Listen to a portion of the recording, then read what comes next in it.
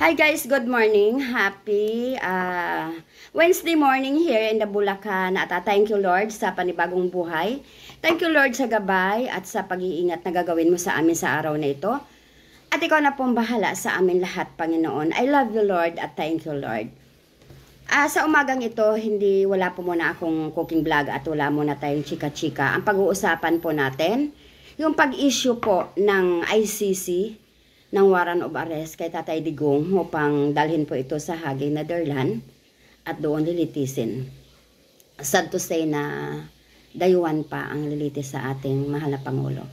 Ay noon na nakaraan ay supporter po ako ni Tatay Digong at wala akong masasabi sa kanya.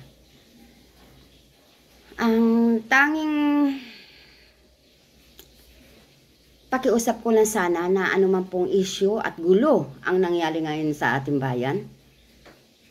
Sana po ipagdasal po natin ito. Itaas natin sa Panginoon na ingatan si Tatay Digong, ingatan si Inday Sara at ang pamilya niya. Yun lang po. Na maging maayos po. Anuman po ang naging punot dulo ng lahat na ito, ipanalangin natin na maging maayos. Na ito ay malalagpasan ni Tatay Digong at ito ay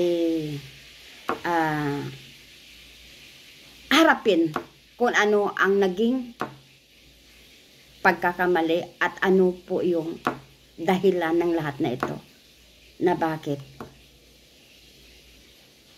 naglabas ng warrant ang ICC.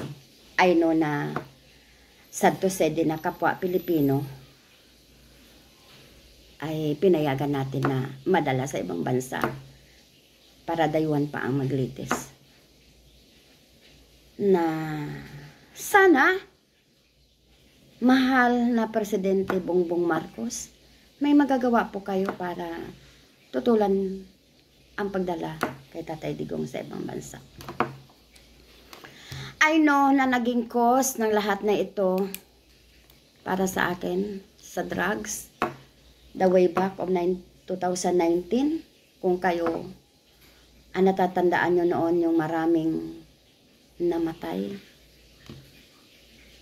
na mga drug addict. Alam ko na ang droga po ay wala po talagang maidudulot po sa atin. Dahil maraming kabataan, maraming bata ang nare-rape gawa ng droga. Maraming ina ng tahanan pinapatay ng sariling anak ng dahil sa droga. Droga mula noon hanggang ngayon. Nandito po, talamak po yung droga sa ating bansa. Sino po ang kawawa? Yung mga bata, yung mga nare-rape, yung mga pinapatay. Para sa akin lahat na ito, bigay natin kay Lord. Siya na po ang bahala. Huwag po sana natin sabayan ng people power na sinasabi nyo na maghikayat na lalabas, pupunta sa EDSA para ano? Para dagdagan ang problema ng ating bayan. Hindi po solusyon na maghikayat po tayo ng tao para pumunta sa lansangan, patalsikin si Marcos. At sinong ipapalit? Baka yung ipapalit natin masahol pa. 'Di ba? Hindi po 'yan eh. Nasa on process tayo. Ikaw naman, Presidente, 32 milyon katao ang nagluklok po sa inyo diyan sa Malacanang. Ipakita mo naman sa 32 milyon katao na karapat-dapat po kayo para umupo diyan sa Malacanang. Hindi po kayo niluklok ng tao para magpapogi. Hindi po kayo niloklok ng tao para mangurakot. Niloklok po kayo ng tao para sana masolusyonan ang problema ng ating bayan. Maraming problema po. Napakarami. Diba? Ipakita nyo naman sana doon sa 32 million katao na hindi po kami nagkamali na kayo ang inilagay po namin dyan. Kaya mga kababayan, ako din po nananawagan sa inyo, please tigil. Hindi po solusyon na pupunta ng EDSA pababain si Marcos. Hindi po muna yan solusyon sa ngayon. Ang gawin sa ngayon, ipagdasal natin na matulungan, na maging maayos ang lahat para kay Tatay Digong. Yun po ang importante. Kasi ngayong panahon, nagsawa na po ang tao. Kahit ako, sawang-sawa na po. Hindi na po pwedeng pupunta ako sa ganito para po ipagtanggol ang bayan natin. Hindi na po, unahin ko ang hanap buhay, unahin ko ang family ko, kaysa pupunta po ako dyan. Diba? Wala pong mangyayari. Alam nyo po, gulo lang. Baka marami lang pong masasaktan. Wala, wag po. Ha? Alam natin, mahal natin lahat si Tatay Digong. Kaya ang gagawin natin, ipag-pray.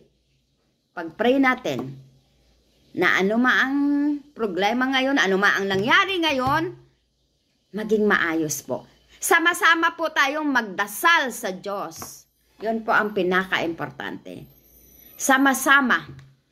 Dahil sa tinig natin lahat, ang Panginoon, napakalawak ng tenga niya para makinig po sa atin. Sama-sama po tayong magdasal na maging maayos ang bansang ito, ipagdasal si Tatay Digong, ipagdasal yung presidente natin, yun po ang dapat natin gawin. Please naman, wag na natin dagdagan ng isa pang gulo. Kasi marami na pong makikisaw-saw dyan. Marami na pong mga antay dyan, marami na makikisaw-saw, marami na and so. Masaya ba tayo? Huwag natin ikayatin yung mga tao dahil ang mga tao naghahanap buhay po yan para sa kanilang pamilya kasi wala naman po tayong asahan.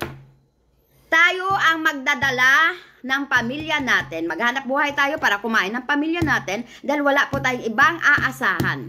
Kaya kayo sa gobyerno, pera po ang tao ang nandyan. Kaya pakita nyo maging maayos po kayo. See you on part 2.